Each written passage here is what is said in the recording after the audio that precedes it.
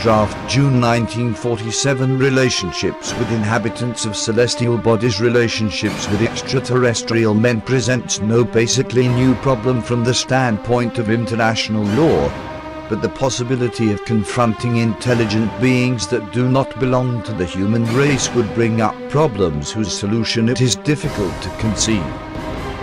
In principle, there is no difficulty in accepting the possibility of coming to an understanding with them, and of establishing all kinds of relationships.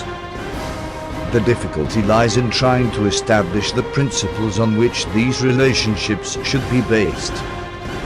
In the first place, it would be necessary to establish communication with them through some language or other, and afterwards, as a first condition for all intelligence, that they should have a psychology similar to that of men.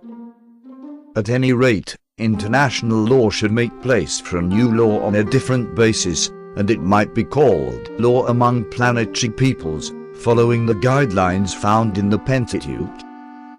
Obviously, the idea of revolutionizing international law to the point where it would be capable of coping with new situations would compel us to make a change in its structure, a change so basic that it would no longer be international law, that is to say, as it is conceived today, but something altogether different, so that it could no longer bear the same name.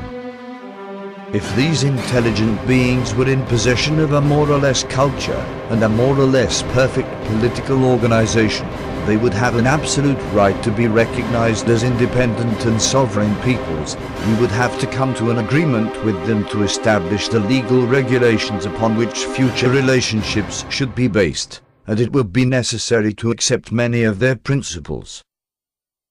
Finally, if they should reject all peaceful cooperation and become an imminent threat to the Earth, we would have the right to legitimate defense, but only insofar as would be necessary to annul this danger. Another possibility may exist, that a species of Homo sapiens might have established themselves as an independent nation on another celestial body in our solar system and evolved culturally independently from ours. Obviously, this possibility depends on many circumstances, whose conditions cannot yet be foreseen. However, we can make a study of the basis on which such a thing might have occurred. In the first place, living conditions on these bodies, let's say the Moon, or the planet Mars, would have to be such as to permit a stable, and to a certain extent, independent life, from an economic standpoint. Much has been speculated about the possibilities for life existing outside of our atmosphere and beyond, always hypothetically. And there are those who go so far as to give formulas for the creation of an artificial atmosphere on the Moon, which undoubtedly have a certain scientific foundation, and which may one day come to light. Let's assume that magnesium silicates on the Moon may exist and contain up to 13% water. Using energy and machines brought to the Moon, perhaps from a space station, the rocks could be broken up, pulverized, and then back to drive off the water of crystallization. This could be collected and then decomposed into hydrogen and oxygen, using an electric current or the shortwave radiation of the sun. The oxygen could be used for breathing purposes, the hydrogen might be used as a fuel. In any case, if no existence is possible on celestial bodies except for enterprises for the exploration of their natural riches, with the continuous interchange of the men who work on them, unable to establish themselves there indefinitely and be able to live isolated life, independence will never take place. Now we come to the problem of determining what to do if the inhabitants of celestial bodies, or extraterrestrial biological entitles, desire to settle here. 1. If they are politically organized and possess a certain culture similar to our own, they may be recognized as our independent people. They could consider what degree of development would be required on Earth for colonizing. 2. If they consider our culture to be devoid of political unity, they would have the right to colonize. Of course, this colonization cannot be conducted on classic lines. A superior form of colonizing will have to be conceived that could be a kind of tutelage, possibly through the tacit approval of the United Nations. But would the United Nations legally have the right of allowing such tutelage over us in such fashion? Have no right of tutelage, since its domain does not extend beyond relationships between its members. It would have the right to intervene only if the relationships of a member nation with a celestial body affected another member nation with an extraterrestrial people is beyond the domain of the United Nations. But if those relationships entailed a conflict with another member nation, the United Nations would have the right to intervene. If the United Nations were a supranational organization, it would have competency to deal with all problems related to extraterrestrial peoples. Of course, even though it is merely an international organization, it could have this competence if its member states would be willing to recognize it. It is difficult to predict what the attitude of international law will be with regard to the occupation by celestial peoples of certain locations on our planet, but the only thing that can be foreseen is that there will be a profound change in traditional concepts. We cannot exclude the possibility that a race of extraterrestrial people more advanced technologically and economically may take upon itself the right to occupy another celestial body. How, then, would this occupation come about? 1. The idea of exploitation by one celestial state would be rejected.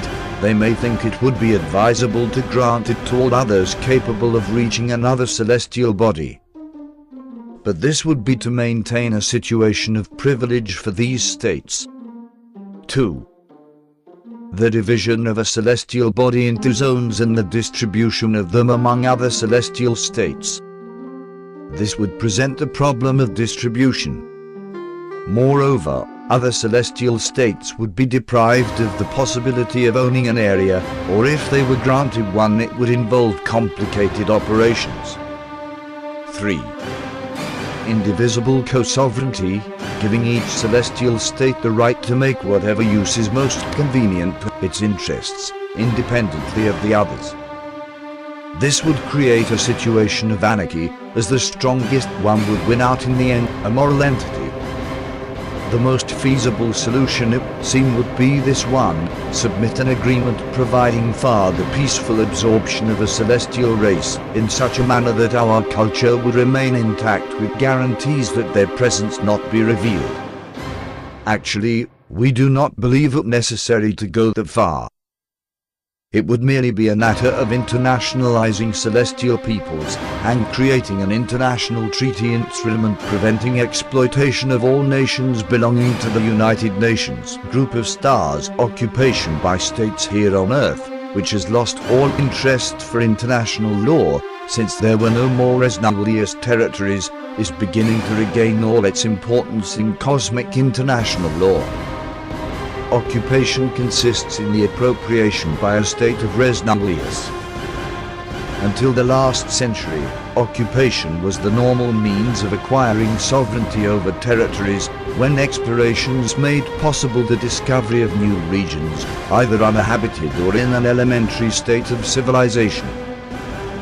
The imperialist expansion of the states came to an end with the end of regions capable of being occupied, which have now been drained from the Earth and exist only in interplanetary space, where the celestial states present new problems.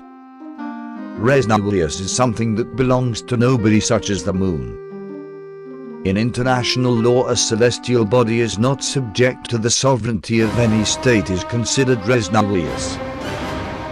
If it could be established that a celestial body within our solar system, such as our moon was, or is occupied by another celestial race, there could be no claim of res nullius by any state on Earth if that state should decide in the future to send explorers to lay claim to it.